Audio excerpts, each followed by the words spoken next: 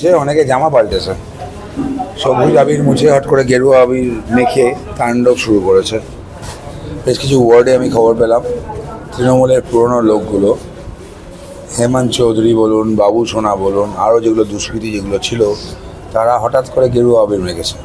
তাদেরকে বলছি, তোমাদের গেরুয়া আবিরের তলায় সবুজ আবিরটা দেখা যাচ্ছে ভাই, এদিকে আসার ভুলটা করো না, জেলে যাবে। জেলে পাঠানোর ব্যবস্থা আমি তো করবো তোমাদেরকে।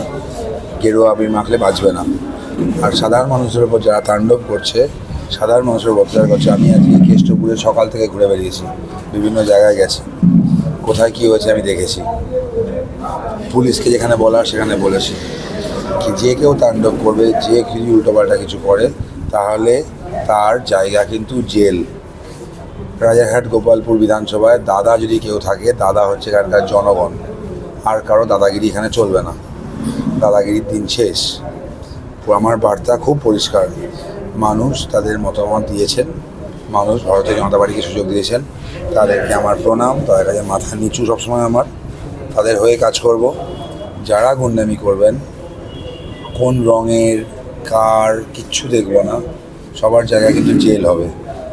এলাকা ভদ্রভাবে চালান, এলাকায় ভদ্রভাবে থাকুন, মানুষের কোনো অসুবিধা যেন না হয়, সাধারণ মানুষের কোনো প্রবলেম না হয়, সেটা দেখা কর্তব্য। আর যে যত বড় দাদা ছিল, দাদাগিরির দিন কাল থেকে শেষ, আর কোনো দাদাগিরি এখানে চলবে না।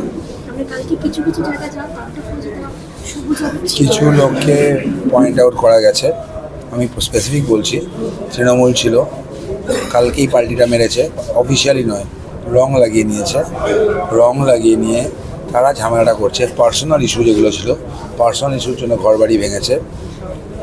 আমি একটা বাড়িতে গেলাম আজকে সকালে, সাধারণ মহিলা, তার বাড়ি কাঁচ ফাঁচ ভাঙচুর করেছে, কিছু ভাঙচুর করেছে। এবার নাম নিয়েছে বিজেপির, কিন্তু আমি জানি কারা করেছে, পয়েন্ট আউটও হয়েছে, ব্যবস্থা হচ্ছে। যারা নাম নিয়েছে তাদেরকে আমি ওনার কাছে গিয়ে হাত জোর করে আমি ক্ষমা চেয়ে এসেছি, ওনার একটা ক্ষতিপূরণ আমি দিয়ে এসেছি। আর একটা এখানে টোটো চালক, অটো চালক ভাইরা আছেন, তাদেরকে বলে দিচ্ছি, যারা টোটো অটো চালান, ভারতীয় জনতা পার্টির শ্রমিক সংগঠন নেই, শ্রমিক সংগঠন এবং ছাত্র সংগঠন সংঘর আছে। তো শ্রমিক সংগঠনের নাম নিয়ে যদি কেউ টোটো চালক বা অটো চালক ভাইদের কাছে যান, তাদেরকে প্রণাম করে বিদায় করবেন। ভারতীয় জনতা পার্টি তোলার টাকায় চলে না, তরুণজয়ী তিওয়ারির কোনো তোলার টাকা লাগে না, নিজের ক্ষমতা আছে, ইনকাম করে নিই, যা আছে চলে যায়, অসুবিধা নেই, খিদে কম। অটো ইউনিয়ন, টোটো ইউনিয়নে গিয়ে তোলাবাজি করতে যায়, কেউ যদি কোনো স্পেশাল টিকিট দিয়ে বলে এটা লাগাতে হবে, কিছু বিজেপিকে ভালোবাসলে এটা পদ্মফুল লাগিয়ে নিন, আমি দেবো না, আপনারা কিনেই লাগান। আমি কাউকে জোর করে বলবো না পদ্মফুল লাগাতেই হবে, যদি কারোর ইচ্ছা হয় লাগাবেন। কেউ যদি মনে করেন তৃণমূলের পতাকা লাগাবেন, লাগান, কোনো প্রবলেম নেই। কারোর যদি মনে হয় মমতা বন্দ্যোপাধ্যায়ের ছবি থাকবে তাদের টোটোতে, নির্দ্বিন্দায় লাগান, কোনো প্রবলেম নেই। তার জন্য তো আপনাদের কাজের কোনো অসুবিধা হবে না, আপনাদের কোনো জায়গায় প্রবলেম হবে না। যার রাজনৈতিক দলের সাথে থাকতে ইচ্ছা করে করুন, আপনার কেউ জোর করবে না রাজনৈতিক দল চেঞ্জ করার জন্য, কেউ বলেনি। খালি একটাই, কেউ গুন্ডামি করবেন না, যেই দলেরই হোক। বার্তা খুব পরিষ্কার, গুন্ডামি সহ্য করা হবে না, যে হোক, যেই দলের হোক, যত বড় নেতা হোক।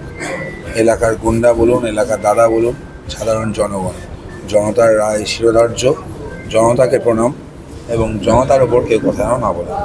একটা সৌজন্য দেখা গেছে, যখন বিজেপি জিতে গেছে এবং টিএমসি জিতে গেছে, যত টিএমসি যারা পোলিং এজেন্ট ছিল সেখানে আমি বের করেছি, বেরিয়েছে এবং সৌজন্যভাবে তাদের প্রত্যেকে বাঁচিয়ে নিয়ে গেছে। আমি করেছি।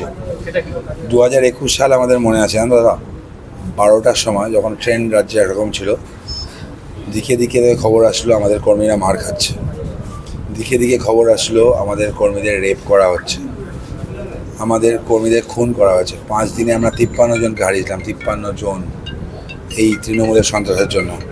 তো কোনো মায়ের কোল যখন খালি হয়, কারো যখন রক্তপাত হয়, কী কষ্টটা হয় আমরা জানি। এই কাঁধটা দেখছেন না, এই কাঁধে অন্তত 20 জন কার্যকর্তার বডি আমি নিয়ে গেছি, ব্যথাটা আমি জানি, কষ্টটা আমি জানি। সুতরাং এটা আমি হতে দেবো না। রাজনৈতিক লড়াই রাজনৈতিকভাবে হবে। আমি ওখানে সিআরপি যে আসলো, সিআরপিকে আমি রিকোয়েস্ট করলাম যে আপনারা এদেরকে সেফভাবে বের করে দিন, ভালোভাবে বেরিয়ে যান, যাতে কোনো প্রবলেম না হয়। এবং তারা অনেকে বলছিল থাকবো, এই করবো। আমি বললাম আপনাদের ইচ্ছা, যখন বেরোবেন আপনারা বেরোবেন। সবাইকে বের করানো হয়েছে। দেখুন আমরা জিতছিলাম, ট্রেন পরিষ্কার ছিল, অদিতি মুন্সি একটা জায়গায় ফার্স্ট রাউন্ডে লিড নিয়েছিলেন, এবং কেন লিড নিয়েছিলেন সেটা আমি আলাদা করে আর বলছি না। বিশেষ কিছু মানুষ আছে তাদের বিজেপির উপর প্রচুর রাগ, কেন রাগ আমি তাও জানি না। অবশ্য তারাই বিজেপি শাসিত রাজ্যে কাজ করতে যায়। আশা করি সেই রাগটা ভাঙাবো আমি। বিধানসভার প্রত্যেকটা মানুষ নিজের, প্রত্যেকটা মানুষ আপন। 7 নম্বর ওয়ার্ডে নাকি বিজেপি যায় না, আমি তো বলবো আমি কালকে বা পরশুই 7 নম্বর ওয়ার্ডে যাবো, এবং একাই যাব, মানুষের কাছে যাব। কেউ তো বাঘ ভাল্লুক নেই ওখানে যে খেয়ে নেবে। তো যা ভোট দেয়নি আমাকে, কোনো অসুবিধা নেই। ভোট দেয়নি বলে কাজ করবো না নাকি? নিশ্চয়ই কাজ করবো। মানুষরা ভোট দিয়েছে তো। সুতরাং ওভারঅল যে ইস্যু আছে, আমি আবার বলছি, ওই সময় জিতছিল, তারপরে আমরা যে 21-এর মতো করতাম, কেউ থাকতো না। পোস্টপল ভায়োলেন্সটা হয়নি, হবে না। আমি বলে দিচ্ছি, কোনো রকম পোস্টপল ভায়োলেন্স হবে না। এই বিধানসভাতেও হবে না, আর আমার রাজ্য সভাপতি বলে দিয়েছেন পুরো রাজ্যতেও হবে না। যে যার মতো থাকুন, যে যার মতো কাজ করুন। আসুন না, একটা নোংরা রাজনৈতিক হিংসা 1 নম্বর রাজ্য থেকে উঠে গিয়ে একটা ভালো উন্নত রাজ্য হই একসাথে। আসুন, সুযোগ আছে, একটা সুন্দর বিধানসভা গড়ে তুলি, যেখানে কোনো দাদাগিরি চলবে না, যেখানে ভালো চলবে, মানুষ মানুষের মতো কাজ করবে, কেউ নাক গলাবে না।